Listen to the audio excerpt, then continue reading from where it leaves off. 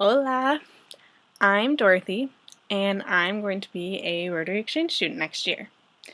I'm from a small town in Pennsylvania, which is District 7280, and I am going to District 4400 in Ecuador. But I still have no idea what city.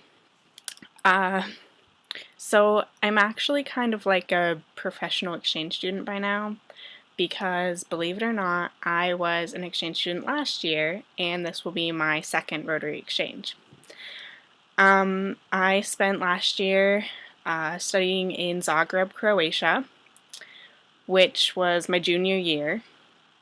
And if you don't know where Croatia is, that's a shame, but it's in Europe, across the Adriatic from Italy, and it's probably one of Europe's most beautiful countries.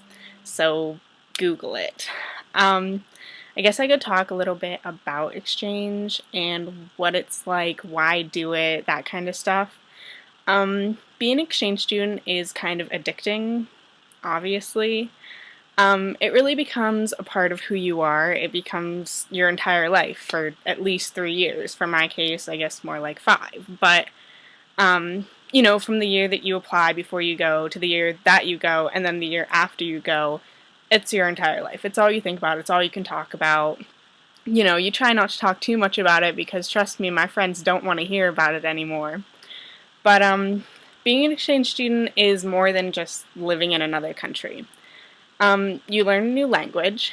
So I now speak Croatian, which I'll admit is not useful at all.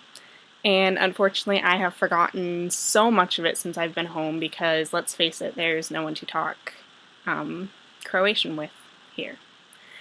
But you learn independence, you make lifelong friends. You make friends from not only just your host country that you go to, but you make best friends with all of the exchange students, either in your country, in your country that you come from or in the country that you go to. People always say that exchange students become your best friends while you're abroad, even more so than people from your host country, and that is 300% true. Even if you only see them once, twice a month, they're the only people who really understand what it's like, understand what you're going through, understand what you're feeling. They just, you have a special bond, they become like family no matter what.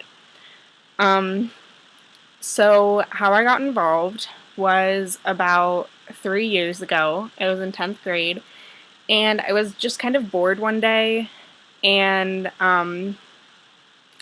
I decided I wanted to go study in Europe next year, the year after that. So I just kind of Googled exchange student programs or something, and the first one that came up was Rotary. And I hadn't really known what being an exchange student was. I had known a couple from my school and whatever, but they were always older. I didn't really know very much.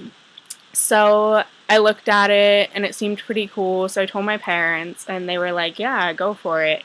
So they got me in contact with Rotary, and the rest was history. I mean, I went through 2 sets of interviews. Well, first I sent in my ridiculously long application, which all you Rotary kids know about because it's crazy. But then I went through 2 sets of the interviews, and I got accepted, no problem. There weren't very many kids from my district because it's not a highly populated area around here. So there was no, doubt in my mind that I would be accepted. And Spain was my number 1 choice, but I obviously didn't get it. I got my number 2 choice, which was Croatia. And I was kind of upset about it at first because I didn't really know much about Croatia. I just kind of randomly put it down because it looked pretty. So for about 2 weeks after I found out, I wasn't even going to go. I was so upset with not getting my first choice that I told myself I didn't even want to go. But then I realized it wasn't that I wanted to go to Spain, it was just that I wanted to be an exchange student. So I went through with it, I got my visa, it took 7 months to get the visa, I didn't get it until I was actually in my country. And I had the best year of my life. Absolutely, I mean, it was so good that I decided to do it again. I don't really remember when or why I decided that I was going to come home and then leave again and go on another exchange, but I wasn't even sure it was possible. I talked to my parents, I talked to my Rotary, and they were all like, "Are you sure you really want to do this all again?" And I was like, absolutely. Like, there was no doubt in my mind. It was the best year of my life. I'm not, they warned me not to try to recreate my year, do it over or anything, and that's not at all what I want. I want to learn Spanish this time. I love the South American culture.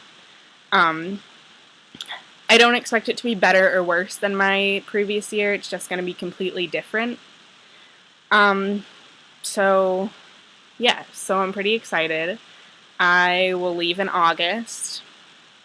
I don't know when in August. I don't know where in Ecuador I'm going. I don't know my family.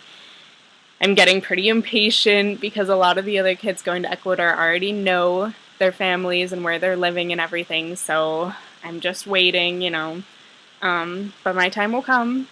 I'll get that email. What else? So, a little about me, I guess. Probably don't care, but I'm 18. I will turn 19 in Ecuador, which will be nice because I'll be legal.